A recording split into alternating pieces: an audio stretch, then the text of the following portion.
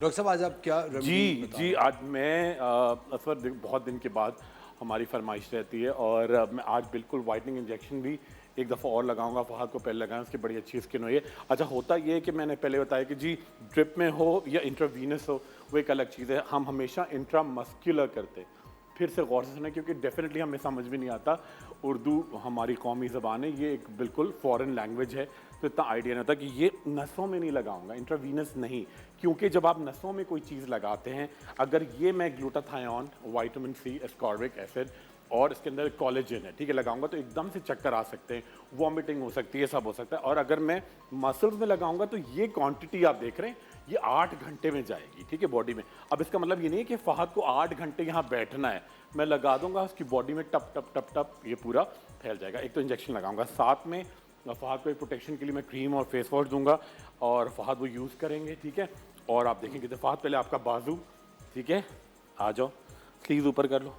अच्छा देखिए, मैं बता रहा हूँ कितना सिंपल है, कितना, और बिल्कुल ढीला छोड़ दो, टॉक्सिन्स खत्म करेगी। इसके अंदर क्या है, glutathione, vitamin C, ascorbic acid powder form में, साथ में कोलेजन और डिफ्यूज इन डिस्टिल वाटर। तो ये आप खाते हैं, विटामिन सी आपको पता है, ग्लूटाथायोन होता है चुकंदर में, कलेजी में, जितनी बेरीज होती है उनमें। तो ये मैं फहद के लगा रहा हूँ, ठीक है फहद।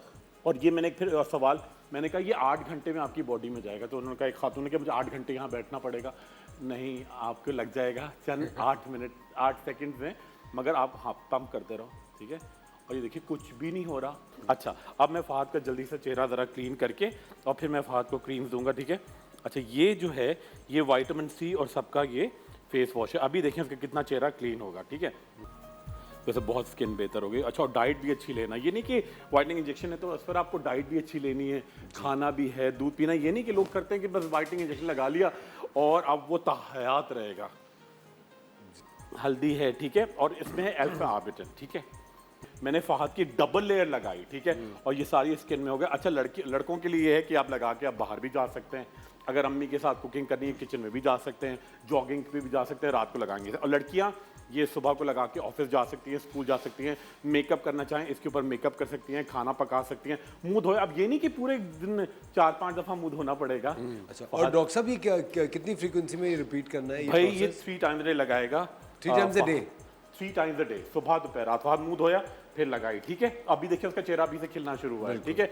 और ये फहद लेकर और डॉक्टर साहब ये सन ब्लॉक का भी काम सन ब्लॉक देखिए इसके अंदर है क्या।